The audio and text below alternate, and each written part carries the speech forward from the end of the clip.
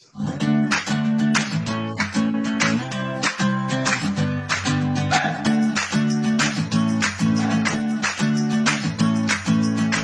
I'm Mel, and I am choosy. My ultimate skin goal is gusto kong mag-even out ang skin tone ko. Hi, my name is Gian Wada. My skin goals are to become whiter, fairer, healthier, and younger.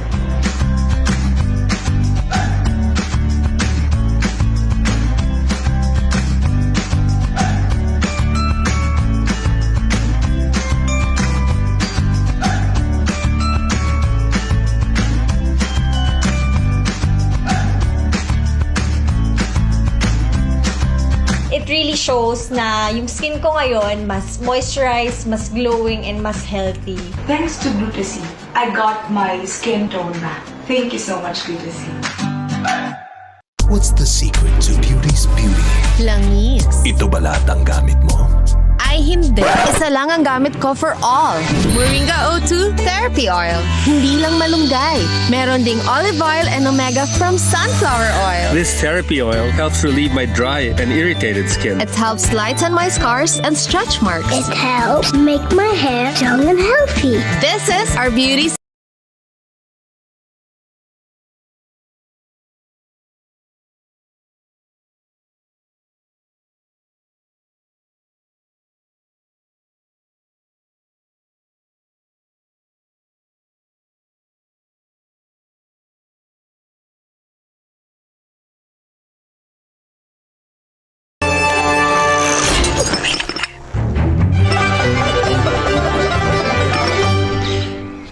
Every coffee needs a lotus.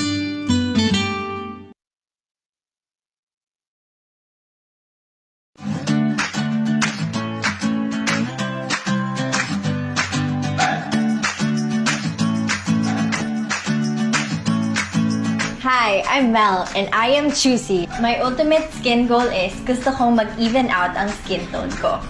Hi, my name is Gian Wada. My skin goals are to become whiter, fairer, healthier, and younger.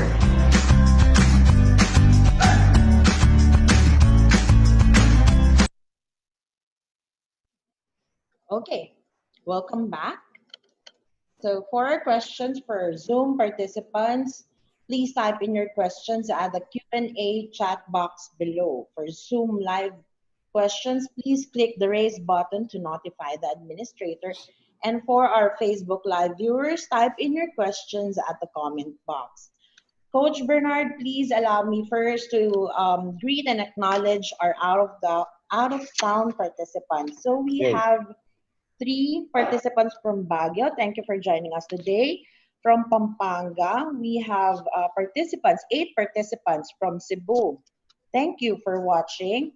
8 participants also from Davao, Iligan City, Olongapo City, Palawig, Zambales. Thank you for watching.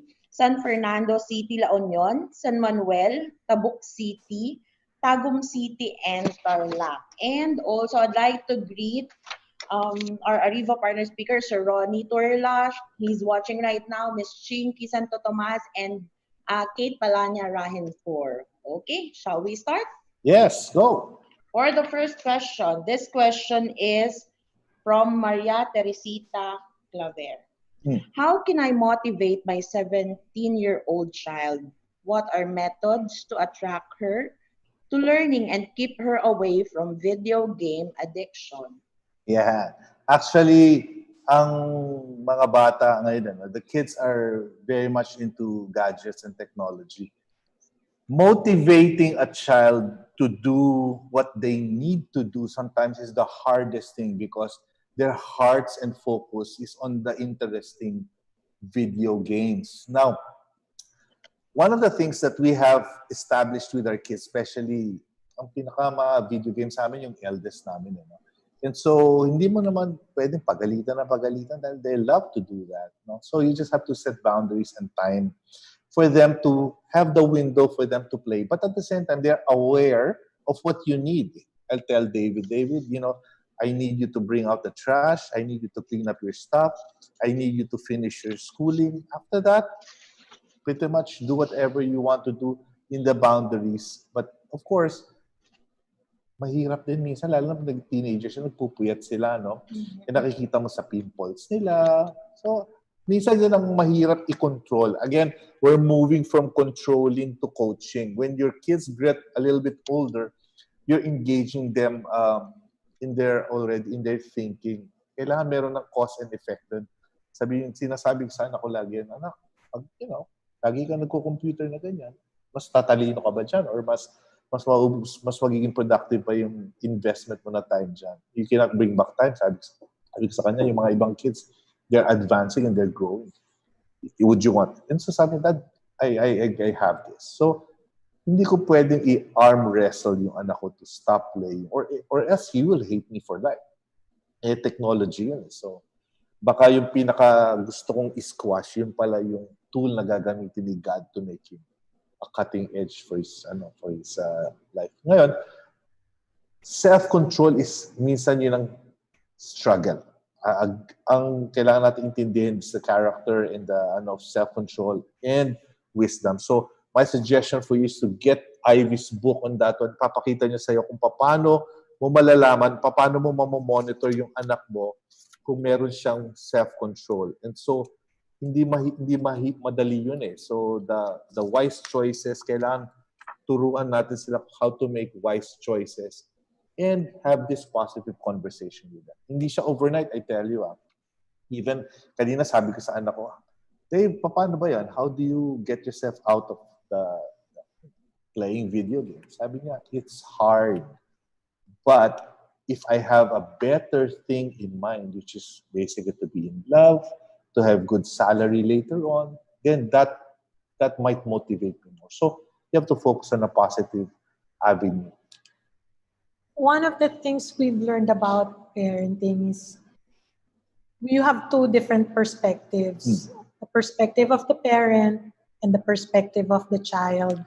Yung bata, iniisip niya, ito lang gagawin ko eh. Magpapasok ako sa school, tapos na naman yung assignment ko, wala na akong magandang gagawin. So, I'll make myself useful and productive by probably doing gaming. Yeah. But for a mother, of course, or a parent, ang nasa isip mo, hindi, kailangan gumawa ka ng something productive. Kasi inga pa nga yung perspective mo. Sa'yo, ang productivity is, iisip ka kung ano pa pwedeng magawa sa bahay, tumulong, makagawa ng project or whatever, no?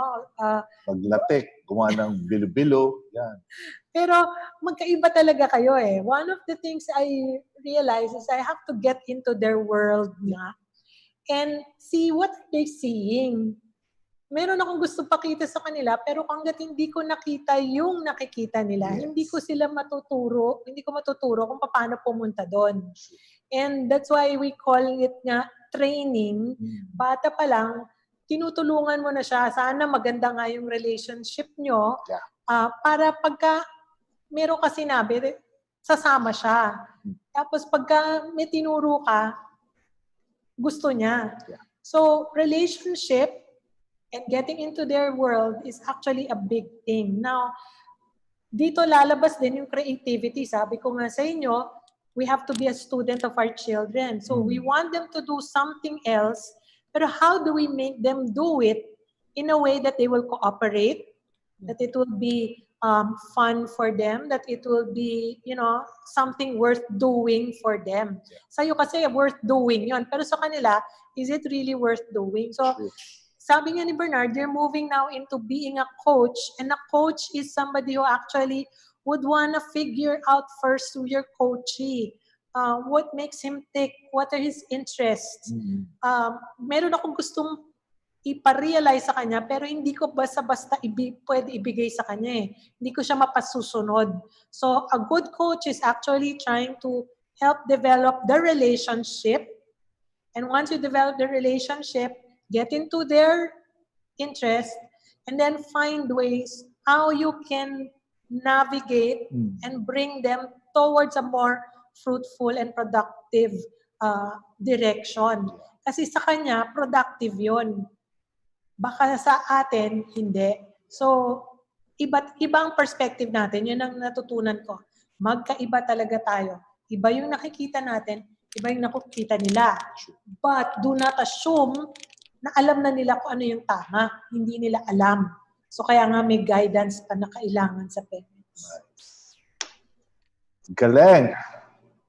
For next question, Coach, you can read the questions at the Q&A box below.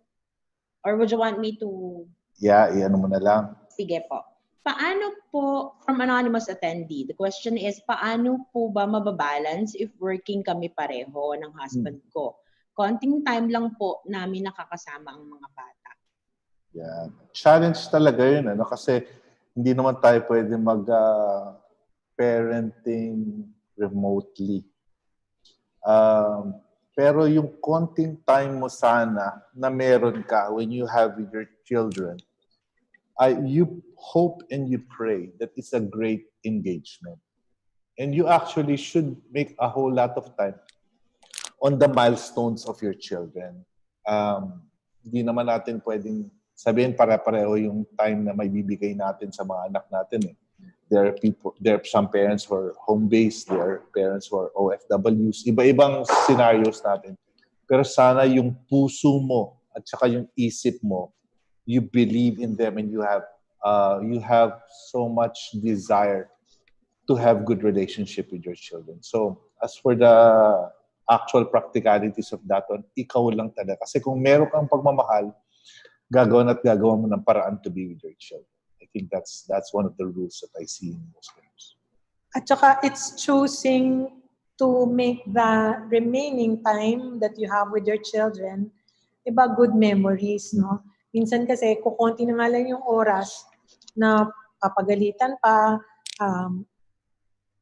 wala silang naririnig sa atin kung hindi mag-aral ka na, maligo ka na, late ka na, yun lang ang magiging memory nila sa atin. So, one is big deal talaga to make a good relationship with your children. Try asking them how you are.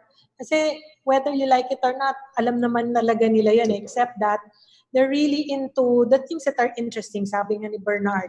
So, very important that we put really, ang tawag ko doon, routines.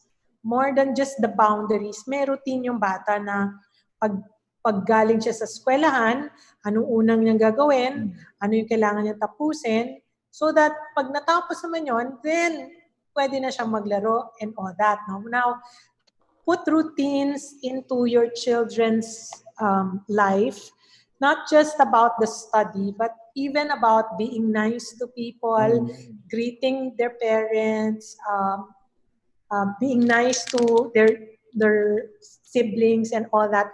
Pag may routine na yon, yun yung training na sinasabi natin. Natututunan nila, tapos back of hand na lang, parang ginagawa nila ng natural na lang, no? Hindi na kailangan sabihan.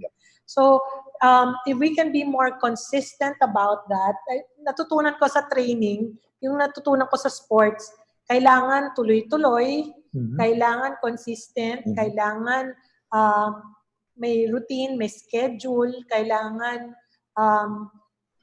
gumagaling yung bata. Kailangan may praise, kagaya sa sports coach. So, ginawa namin yon. Parang, kasi nga, madalas, di ba, magulo sila, makalat, hindi ginagawa yung homework. So, meron kaming chart. Pagka nagawa yung homework, may check mark. So, those are your positive rewards. Kasi the things that you reward are the things that are actually repeated. When you reward, they are repeated. Pag pinagalitan, hindi nangyayari, hindi nagagawa kasi negative. Hindi na nakikinig, nagsha-shut off na sila pagka negative yung sinasabi sa kanya. That goes for nabubulyawan sila, napapagalitan, and all that. No? Kasi nakikita ko yung mga questions has a lot to do with the discipline of children. And if all you ever do naman is puro discipline, mawawala yung puso nila sa'yo. Kung puro ka naman oo lang ng oo sa ginagawa nila, mawawala naman yung kanilang boundaries, no? So, dapat nasa gitna tayo. You have the boundaries, you have the discipline, you have the relationship. Ang tawag ko doon, putting in the routines. Pag naglagay ka ng routines, nandun yung relationship dahil pinipraise mo siya, binibigyan mo siya ng reward, pero nandun yung boundaries. Ito yung dapat nating matapos, ito yung itsura ng outcome, and ito yung importansya niyan, bakit very important na matapos mo to bago maglaro, na naiintindihan niya, he is cooperating with you. So once it becomes second nature for them, ang dali, when they grow up, hindi ka na paulit-ulit, hindi mo na kailangan sabihan. I remember my children, I'll always have those charts. Kasi na-realize ko, hindi nila alam yung expectation natin. Kunyari, maglinis ka ng kwarto mo. Yung malinis sa'yo, hindi malinis sa kanila. Or again, perspective. Iba yung linis mo sa linis nila. Yes. So, I had to break down into little things. What are the things that they need to do? Meron pa kaming see, say, show, and do. I let them see it, I show them, and I tell them to do it, and then they keep on practice, and then I put a star. Ang dami. Parang gagawan mo talaga ng paraan para ma-motivate. Yun ang sinasabi natin. Put yourself in their shoes. Kung left to yourself, hindi mo gagawin. Kung puro lang sasabihan ka dahil sa mali mong ginawa, demotivate ka. So, let's try another approach. Approach of a coach. Diba yung mga basketballista, bakit ba kahit na ang strict ng coach, nasumusunod pa rin, excited silang mag-dribble, mag-practice. Kasi nga, may reward. Kasi nga, coach, it is routine and it is practice consistently. Nice. I love that. Kailangan talaga yung routine nandun at saka may reward. So that wag din kayong ma-feel niya ang swerte naman ng mga anak ni Bernard. When we were starting our journey, ang dami rin talagang fumbles, ang dami din namin pinag-aaralan. This work, this doesn't work. But we realize, kailangan unahin niyo muna relationship. Relationship rules, ika nga. Bago sa rules, relationship muna. So yung dalawang yung pag-aaralan niyo. Relationship should go before the rules. Pero, hindi naman pwedeng walang rules. So, I just want to say hi to my friend Jason Buensalido. Nandiyan ka pala, hi. Okay, we have an FB Live question. This question is from Coach Ben Ampil. Hi, Coach Ben. Friend! Hi, friend! What advice would you give to motivate individuals, youth and young adults, to maximize their ECQ time by pursuing self-development? Ay, nako. Pag mag-isa ka lang ngayon, ang dami mong time. Di ba? Pinagpipray mo dati, magkaroon ka sana ng time to be able to become stronger, to do the things you love. Now you have it. So, medyo ngayon, mag-self-reflect ka. Ano ba talaga importante? I'm sure yung worries nandyan, anong pabalikan ko sa work, paano kikita, hindi mo magagawa ngayon. So, ECQ, be better. Learn more, and then connect to others. I think one of the things that I'm learning to keep my sanity is to be able to be with others by Zooming, Vibering, and lahat ng mga PDF books ko ngayon ko binubuksan. Binabasa ko siya. Tsaka yung YouTube gamit na gamit ko. Dahil my training now is beyond borders. So, it's global. I think when it comes to motivation, kasi motivation has a lot to do with foresight. Ano yung nakikita mo far and ahead? Kung may nakikita ka, then you would do it. But if all you see is the now, mahirapan ka. Kaya ang sarap humilata sa TV, ang sarap matulog, and you feel like you deserve it. Pero pag may foresight ka, meron kang ang tawag namin doon, mga pegs, mga example, gaganahan ka eh. So, I think it pays to actually see motivated people as well. It pays to see good examples. And it pays to actually learn from what they do and try to see what you can do to fit into your own direction. Kaya nga meron kang strengths finder kasi maintindihan mo, hindi tayo pare-pareho naman na lahat tayo motivational speaker. Manap ka ng peg mo, ng inspiration mo, na katulad din halos ng strengths mo. At doon makikita mo, ito pala ginagawa niya, nagbabasa siya ng libro, ganito pala ginagawa niya, nakikinig siya ng maraming podcast, ganito pala ginagawa niya, nag-exercise siya para mas fit siya, may accountability partner pala siya, meron pala siya mga libro na binabasa, na tinatapos, meron siya reflection, ang dami, nakakatuwa yun.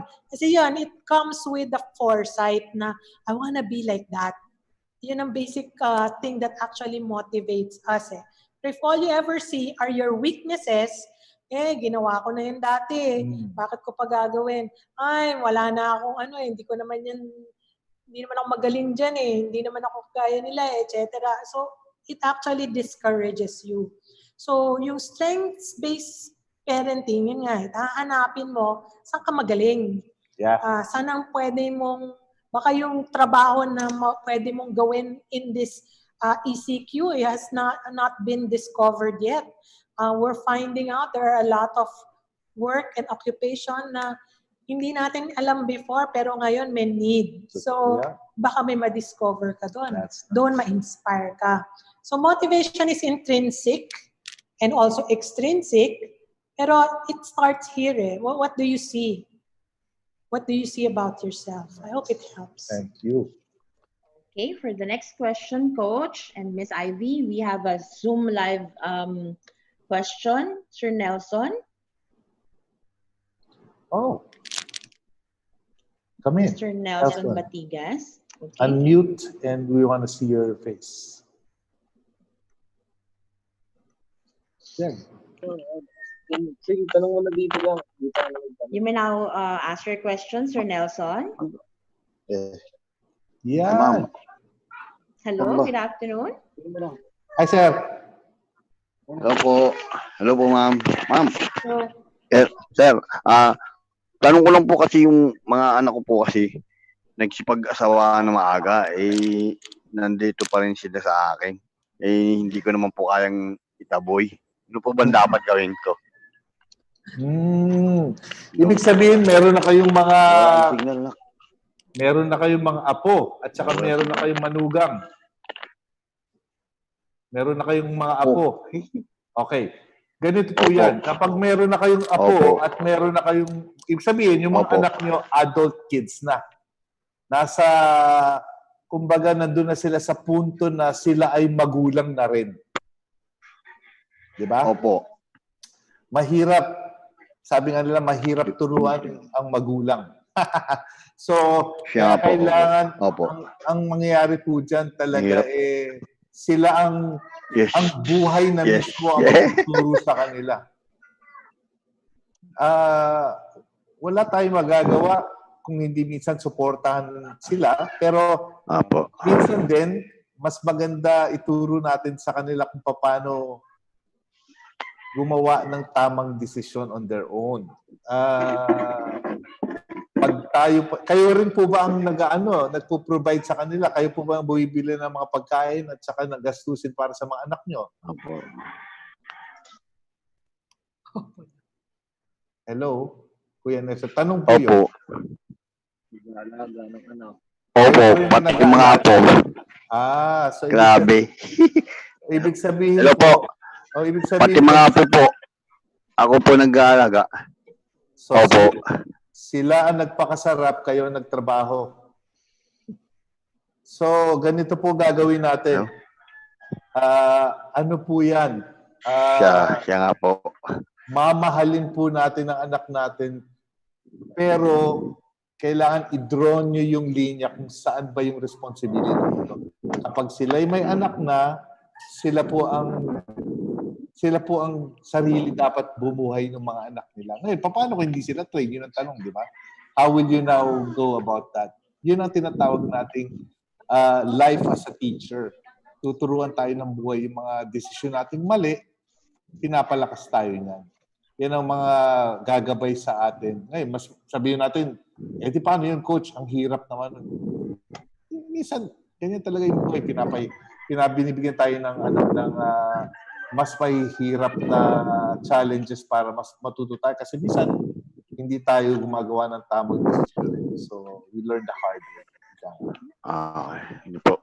Sir Nelson, maraming salamat po at nakikita namin kayo dyan. Ganda ng salamat. niyo dyan. Social distancing lang po. Thank you, Sir Nelson. Thank you po. Thank Coach you. and Miss Ivy, we have another Zoom live questionnaire. This is from Miss Kate Palanya. Hi, Kate. Hi. Now ready? Kate? Hey there, Kate. Before we're fixing the connection po, I have another question here. Bad habits po ba ang pamamalo and pagsigaw?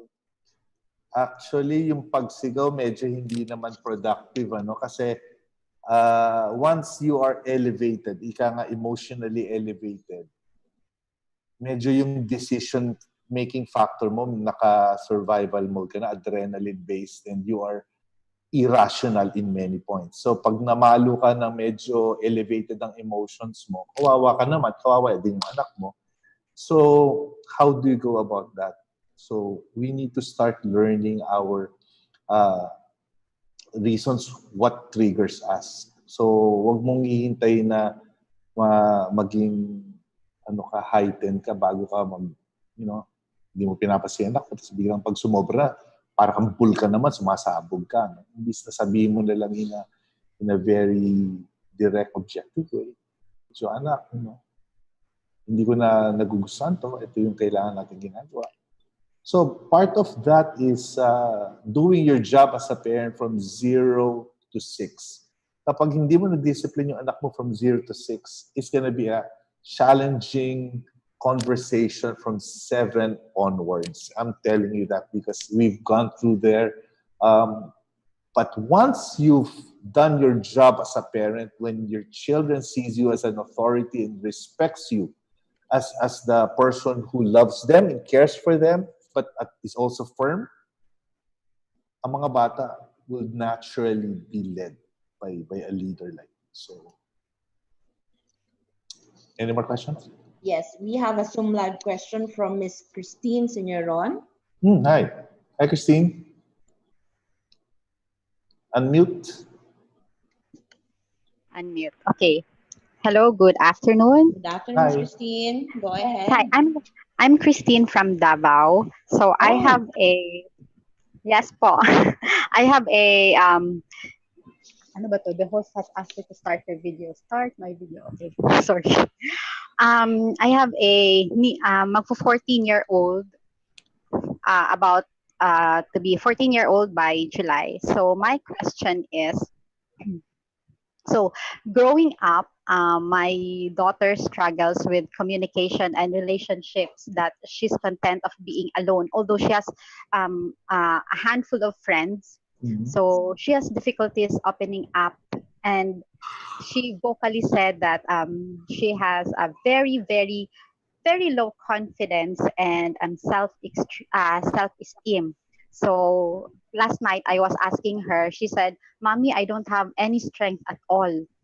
So being an EQ coach, so what possible measure should or must a single parent like me do, though I've tried engaging her to enrolling in sports, in music and tutoring.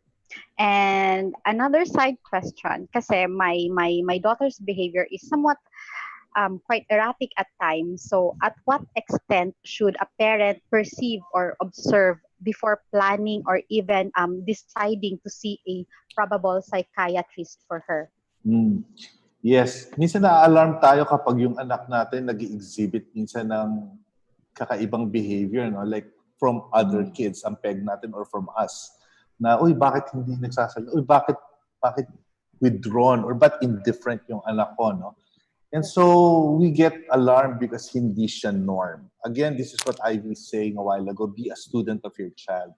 One of the things that we as parents do as compared to teachers and other mental health practitioners, tayo nakikita natin yung anak natin 24/7. So, kung tayo ini-equip natin sarili natin to be able to see and say, figure out what's a norm for low self-esteem, kung may struggler pa siya sa, kumbaga kung nagsastruggle ba siya sa depression, nagsastruggle ba siya sa kahinaan ng loob to venture yung self-worth niya, mababa, aaralin mo muna as a parent. Now, before you go to a psychiatrist, or sometimes, syempre, ang inaassume ko, you've exhausted yourselves to the different things that you can do, no? One of the things that we did as parents is to be able to take several assessments to see, ano ba to, norm ba to? Or ano ba, yung anak ko ba kakaiba? Minsan kasi yung kakaiba sa atin, akala natin is wrong. Different is wrong. Maybe not. There are so many brilliant kids who does not exhibit norm. And so, belief is very important in your child's development. Number 2 also is guidance. So, habang binibigyan mo siya ng guidance towards something that's good. I remember the story always of Forrest Gump, diba, growing up. Si Forrest Gump, parang pilay siya, kakaiba siya. But the mother who believed in him, who saw the difference in Forrest Gump, nakita mo parang, oh my gosh, may genius pala tong anak ko, mabilis pala tumakbo. There's something that he can do that others can. And so, ikaw lang, we as parents are the ones privileged to see that. And so, try mo. Ako, tinatry namin lahat. Try namin assessment kami, try namin to go for a coach, try namin, and exhaust as you can, as you may, that you'll also, then I hope that you'll be able to find a solution and an assurance at a certain point. But, alam mo, development nga yan. So, ang mga bata, sometimes na-outgrow nila. Ako, may fears ako minsan sa anak ko dati. Naku, bakit yung anak ko hindi lumalabas? Lalo yung panganay ko, hindi nakikibarkada. Baka nasa computer lagi. Sino nakausap niya?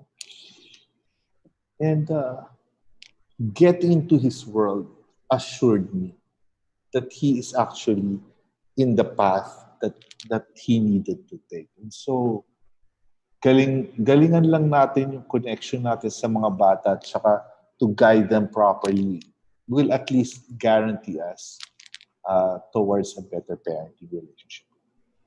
I hope that answers it. But ako suggestion sa'yo, just stay on the relational side, positive side. Of course, there's always a chance to seek out intervention from mental health practitioners. Yes. Follow up lang po, sir.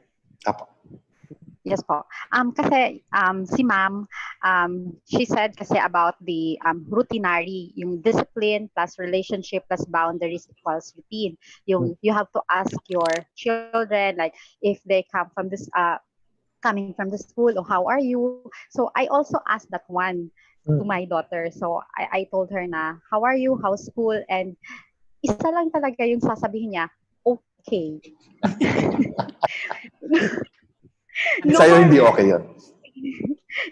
Hindi, kasi I always tell her na, what did mommy say? So, always tell na, okay, so, anong ginawa mo sa school? O umiyak ka ba? Or what did you do? Did you talk to your friends? Gusto ko ganun sana. Kasi siya lang, always yung sinasabi, Mommy, I'm okay. It's okay. Yun lang talaga. And wala na talaga akong ma-expound sa kanya. Yeah. Yun lang po. I-share ko lang po yun. Maybe we can ask other questions as well, no? Mm-hmm. Like, or you can open up your own life. This is what happened today with me. Ikaw, ganun din ba? Or, meron kaming, what are the highs and lows of your day? High meaning, ano yung na-excite ka, nangyari sa school? Ano yung lows mo? High and low. Yes. Meron kaming, what can you be proud of today? So, different questions para naman hindi, kasi ikaw yung naging routine. So, wag tayo maging routine sa kanila. Sila ang may routine, pero tayo, huwag tayong maging routine sa kanila. Kasi pag naging routine tayo sa kanila, para tayong noise. Yeah. Parang, ayan na naman, tatanungin na naman niya ako, how was your day? Noise na sila. So, it has to be interesting. So, minsan, I have to bring them out pa to Jollibee. Wala muna akong tatanungin, papakainin ko muna. Napansin ko kasi pagka kumakain kami, mas marami siyang kinukwento. So, Jollibee. So, iba-ibang... Okay. Iwag ikaw yung routinary. Sila, mayroong routine. Pero ikaw, kailangan iba-iba yung approach natin sa ating mga anak. Nice. I hope it Thank helps. you very much. Thank you, Ms. Yes, Christine. thank you very much. Yes, We have another Zoom participant live question. Miss Valerie, you may now ask your question. Hi, unmute, ma'am. Okay. Hello. Yes, good Go afternoon. ahead Ayan. po. Hello po. Hi, Coach. Ako Hello. kasi, I grew up in a Spanish way of parenting ng magulang ko, no? So, pagka lalabas, sige, nako, yung legs mo, pagka sugatan niya, nako, papaluin kita. So negative yung approach, no? So, I grew up na parang hindi ako enough dahil lahat puro negative. Now, I have 3 kids, all girls, 8, 5, and 2 years old. Conscious effort talaga ang ginagawa ko na positive parenting sa kanila. Kaya lang sometimes kasi they're getting into my nerves. So nadidiscourage ako sa ginagawa ko sa kanila. Coach, how do I go about parenting in this situation na kasi I want the negative parenting to end with me, and I want to start a positive parenting from me. So Yeah. yun ang gusto kong mangyari sa mga bata. Kaya lang sometimes kasi nakukuha ng mga anak ko yung pagkamaldita ko. So mas maldita pa sila sa akin. So hindi ko ma-handle in a positive way. How do I go about it? Oo nga, no. Actually, yung pinakamahirap talaga pag lumabas yung unconscious, yung nature natin. Yung minsan gusto mo pero hindi mo magawa. So, what do you do in those situations? One is to be mindful about just loving. Kasi the loving nature that God gave us is to be able to respond to our kids in loving ways. Kasi minsan, again, kaya gusto mo silang pagalitan. Kasi nakikita mo yung negative. Yun lang yung nakikita lagi natin. You know? And so, we need to create new pair of lenses to be able to be students of these children. Kailangan i-equip din natin sarili natin. Ano ba yung mga superheroes ba, superpowers ba ng mga bata? Una, pag hindi mo alam, hindi mo makikita sa anak mo. So, ikaw mismo, i-equip mo rin yung sarili mo. Ano ba yung mga tama na pala yung ginagawa na anak mo, hindi mo pa napapansin. So, I guess first is to upgrade our system instead of just the negative culture that you inherited from your parents. Is now to figure out, baka may iba akong peg na parents. I can actually learn from other people. And so, I see. we're able to turn around naman our situation. Ano? God is a turnaround specialist. So, pwede naman tayong maturuan. Pero it's a conscious effort, I tell you. Kasi minsan, lalo na pag mas maraming demand sa'yo ng anak mo, ang lumalabas sa'yo yung the bad side. Di ba? From within. But, tama po. Kailangan matuto tayo huminga rin ng konti, no? Hinga pag may time. Tama po. Ayun na nga po, Coach, kasi tulad niya, kanina yung sinabi niyo po, maganda yung sinabi niyo, character over grades. Kasi since yung mga anak ko, although hindi naman line of 7, hindi naman mababa, pero may line of 7 kumbaga. Hindi naman 74 pero may line of 7. Opo. So I get frustrated na parang anak, bakit meron kang line of 7? Tapos ang dami ko ng doon po ako nawawalan ng nawawala sa vision ko na dapat conscious effort. Yung po yung term tama po kayo conscious effort. Ma'am, Miss Valerie, bakit po importante sa inyo na kunyari mababa po sila, kailangan mag-worry kayo, magalit kayo? Bakit po malaking bagay sa inyo yung Kasi coach, bagay yun? that was how I was brought up eh. Yun nga po yung sinasabi ko po na na since I was brought up in this kind of household, parang ang dating sa akin, ah, growing up, dapat walang line of seven, dapat nasa honor roll, laging ganon. So, nadadala ko yun. Unconsciously nadadala ko yun sa mga anak ko. So, I have 2 kids who are studying right now. So, pag nakikita ko yung grades nila on a quarterly basis, nag-uusap kami, anak, bakit ganito grades mo? Ba't ganyan? Kasi that was how I was brought up.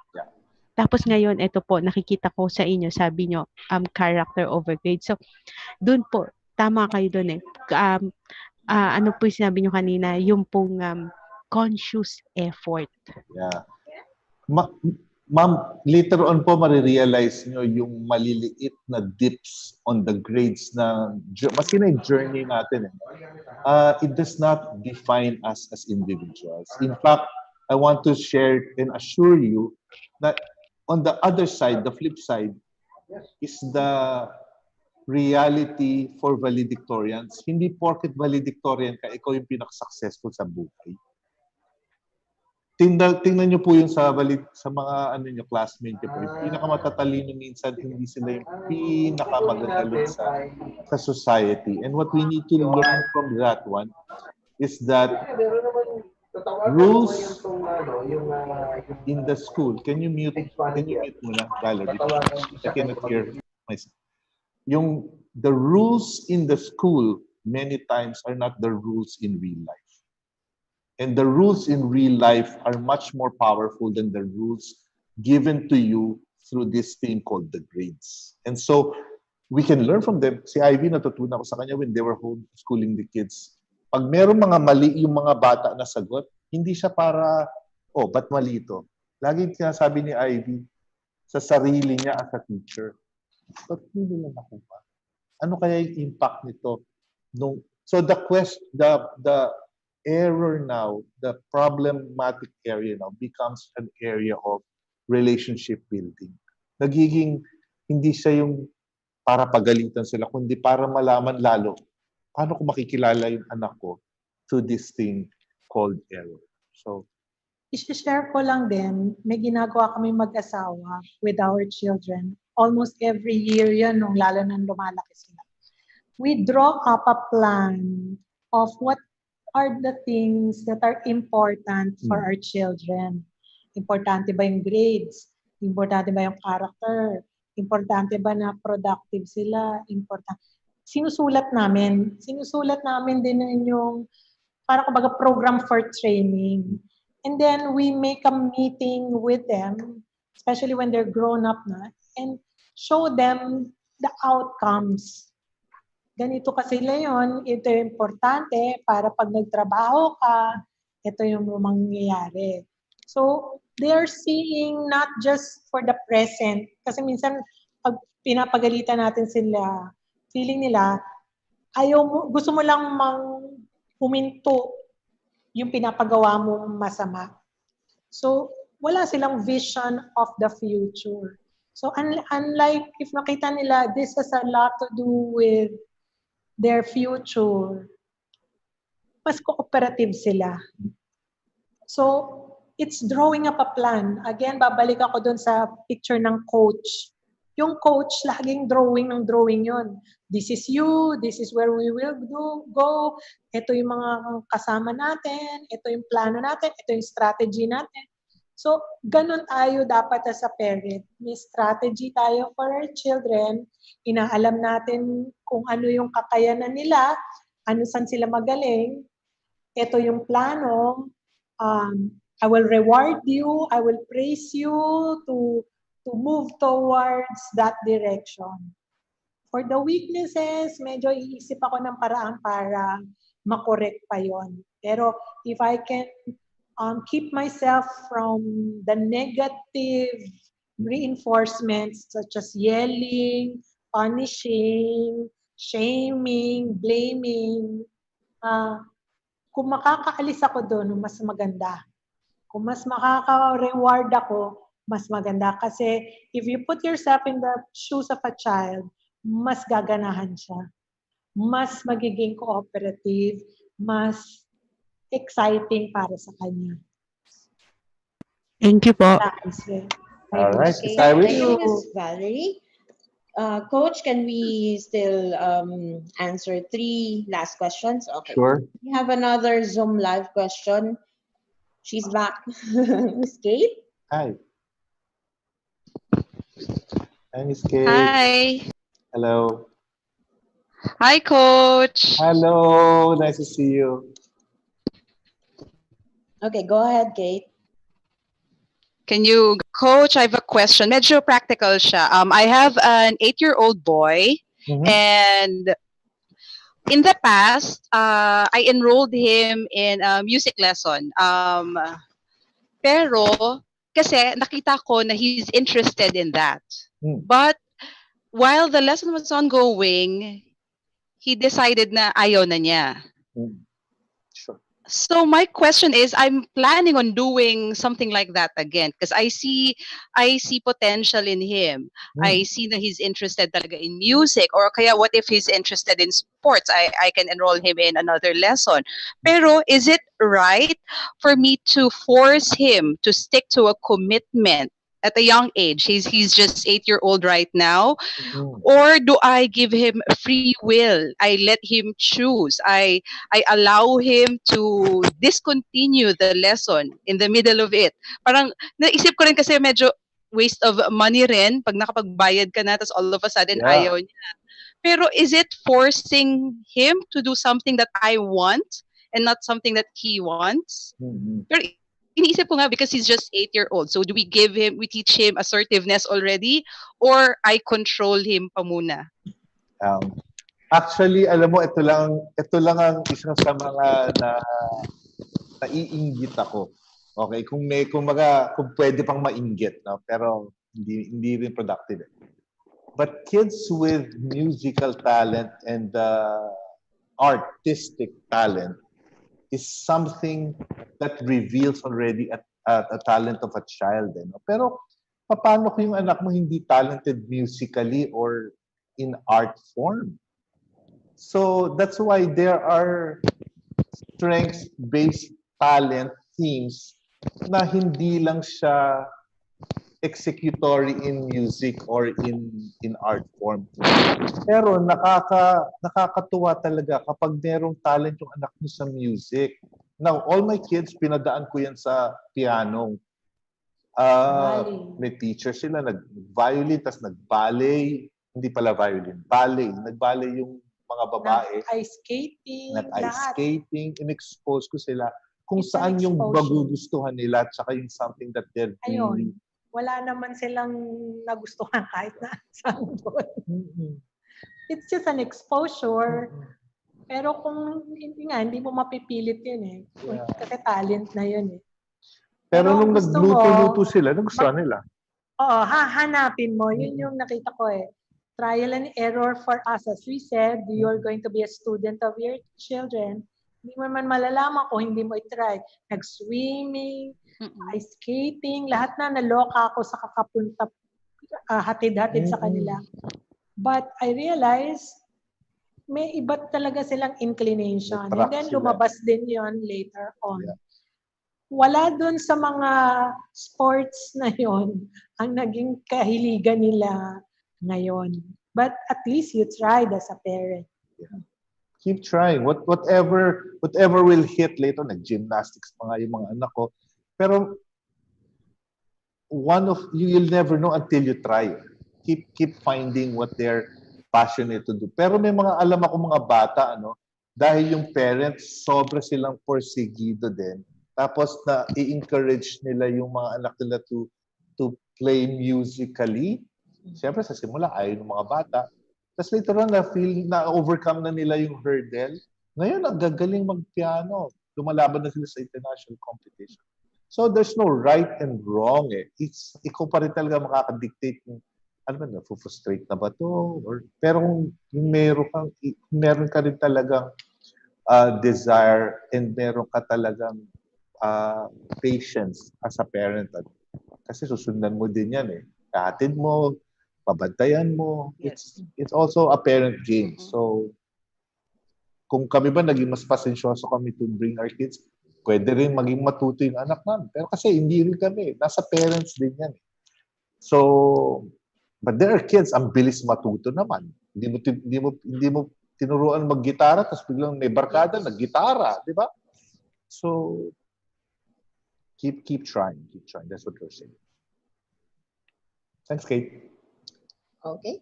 Thank you, Kate. Thank you so much. Coach Bernard and Miss Ivy, before we move on to the last Zoom live questionnaire, which is Miss Roxanne, I have a question here, a pre-sent question, also my personal question from Miss Cherry Crisostomo.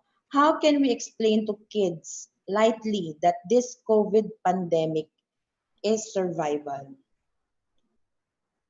How can we explain? Actually, depende no, sa kung ang anak mo beyond 8 years old na, mas madali explain yan. It's harder to explain from kids 0, mas siguro mga 2-year-old to about 4-year-old because it's a complicated thing. Except that, it's so natural, this situation, ang mga bata mas madaling makaintindi ng concrete kesa sa abstract. So ang COVID situation is a concrete situation. Either you get killed or you live it. Hindi katulad ng conceptual, ang hirap explain sa mga bata. So it's about cleaning, it's about germs, it's easier to explain to children, except that, pero pag bata pa yan, marami silang tanong. So, I know there are some parents, sinisimplify masyado. Ako, I'm pro-natural. Kailangan mas totoo, pero mas simple yung explanation mo. Kailangan mas galingan mo yung illustration mo para makuha ng mga bata, para mag-get sila. In this generation, hindi napakahirap explain. Ang daming video that supports this COVID experience. Okay, thank you, Coach. Can we call now Ms. Roxanne? Hi, Roxanne. Hi po, magandang hapon po. Good afternoon. I am almost 40 na, but my son is still 5 years old. Now, I am medyo napapraning kasi my son is already curious about how he was made.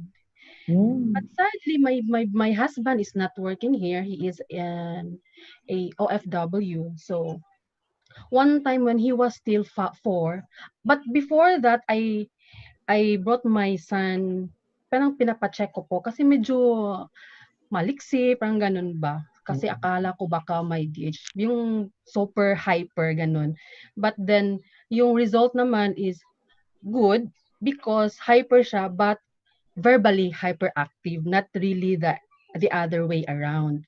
Now, when he was 4 years old ata yun, he was asking me kung paano daw siya ginawa. Parang ganun ba.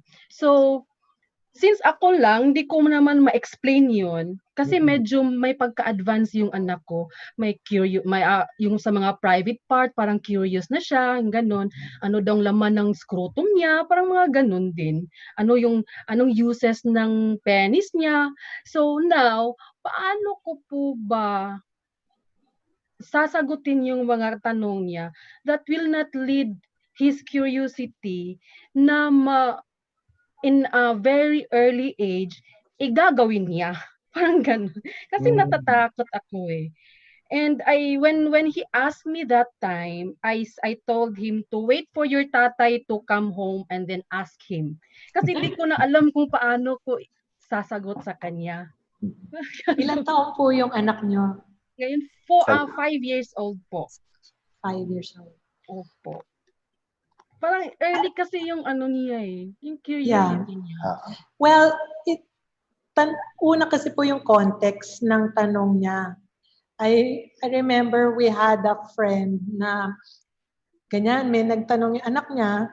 So, naglabas na siya ng picture ng reproductive system and all that. Yung pala ang gusto lang ng bata, malalaman kung magkakaroon pa siya ng ibang kapatid. So may context yung tanong niya, no? Maybe it would be nice to ask, why do you wanna ask that? ano yung concern niya, no? Secondly, if he's actually curious about his body parts and the reproductive system, it will be good for him to learn from you. I'm sure you don't like his friends introducing it to him dahil pwedeng bastos ang dating or siyempre iba yung context nun and you don't want other people introducing that to him. I know na pwedeng hintayin mo yung asawa mo pero kung curious na siya, baka sa internet pa maghanap. At hindi tayo sigurado kung saan niya makukita yung tamang sagot, no? So what I tried to do with my children is actually show the reproductive parts, and I called it for what it is, and told them how the babies develop, and that ganun, walang mali siya. Hindi ako natakot kasi nalaman ko na gusto lang naman nilang malaman kung meron ng stork, di ba? Meron ganun yung babies come from the stork. Curious lang sila kung may stork talaga na nagdadala ng baby o talaga namang merong ano natin sa body natin nang gagaling mga bata. Kasi ano sa kanya, before, sabi niya, saan daw siya nanggaling ko? Sabi ko, you were once in my tummy, sabi ko sa kanya. And then, so paano daw siya kumakain? May refrigerator ba daw yung tummy ko? Parang mga ganun. Oo. Actually, valid mga questions niya, and it seems like he's an intelligent boy. Yeah. And I think it is good to answer him intelligently as well. Use this opportunity to actually show them and teach him. Don't waste this golden opportunity. There's nothing malicious about that. Mas maganda sa atin kukuha ang sagot. Actually, dami ngayon din sa YouTube, no? Explaining the development of a child from conception until yung cartoons siya, tapos maganda yung slant. So ikaw muna as a parent, you be ready for your answer to him or to her. So what you need to do is basically get the question, digest it, sabi nga ni Ivy, get the context, para tama yung sagot mo, hindi mo ina-assume na kung ano yung whatever they're asking. So, pero you are blessed to have a child who's already thinking at a very young age. Ang tawag doon, curiosity. And this is what we want for children, that they're curious about learning, curious about the birds, the flowers, the COVID. Ngayon, minsan, dahil nagtatrabaho tayo, marami tayong ginagawa as a parent, feeling natin nakukulitan ako, nagagalit ka, but this is a golden opportunity. If you ask teachers, this is what they want to hone from children. A sense of curiosity, a sense of wanting to learn, may love for learning, yun ang tawag yan. Siguro naunahan ng takot. Kasi 'di ba sa generation ngayon iba kasi, iba dun sa generation sa akin, kung sa akin mismo na experience, parang ganun ba? Kasi kung sa biology nga ay high school na yun nataturo sa atin kung paano ginawa yung baby, ganun. But now, para ba ako natataranta or gano'n ba? So, maraming salamat po. Thank you. So, okay lang po ba talagang ganun yung direct yung yung direct yung pagkasagot ko sa kanya na ganito, ganyan. Yes. Okay po. Maraming salamat po. Thank you, Ms. Roxanne. Okay po. Okay, and thank you so much, Coach Bernard, Ms. Ivy. Any last few messages, advices to our participants and viewers? Siguro, as the gist of, kasi ang parenting napakalawak talaga. No? Kaya napansin mo ang mga questions sa mga parents has to do a lot with sometimes discipline. Paano ko ba to kontrolin in a way na I'll get the better outcome? Well, the truth of the matter is it's really hard to control, especially the older they get. Pag mas maliit yan, mas makokontrol mo siya. And so we need to equip ourselves with learning. The best thing we can do, number one position para hindi tayo masistress lahat, is to be grateful. Meron kang anak. Kasi hindi lahat nabiyayaan ng anak. Ngayon, be prepared, be ready to become a loving and a knowledgeable parent. Yun ang number one na kailangan gawin natin. Pangalawa is be patient. Madami silang tanong, marami silang minsan na pwedeng gawin na hindi mo gusto. Be patient with each journey. Hindi mo makukuha ang sagot lahat immediately. Sometimes the answers will be revealed years down the road. Be patient. Number three is be a student of your children. So love them, know them, and empower them. So kanina sinasabi namin, you have to train them, discover their talent, and then provide tools for them to succeed. Thank you so much for listening. Thank you so it. much. That is noted, Coach Bernard. I'll see you soon. Maraming salamat for the insights, and it's very helpful, especially to me and to the parents out there. Okay? Thank you. Bye-bye. And for our viewers and participants, please stay tuned because I have a few reminders and acknowledgement. We would like to thank and acknowledge our win-win partners, our official media partner, Art Plus Magazine, our digital media partners. Thank you to Focus Media, Globaltronics, and City Advertising Ventures Corporation. For digital media partners, Outcom. And for our win-win partners, thank you to Brother, Faber-Castell, Glutacy, Moringa O2, KFC, Mr. Donut, Tokyo, and Lotus Biscoff. Don't forget to like us on Facebook. Please scan this QR code and it will be directed to our Facebook page. Again, don't forget to like us on Facebook. It's Ariva Academy Philippines, Inc. For our upcoming online learning sessions, this will be tomorrow. Don't forget to register. What should sales executives be doing to generate sales now and after the lockdown? We have invited an international speaker, Mr. Chris Rando. We have KonMari method, declutter your space, spark joy in your life. This will be on Wednesday, April 15. We have invited a certified KonMari consultant, Ms. Renelyn Tan Castilleos. On Thursday, Social Security System Members Assistance on COVID-19 Impact, we have invited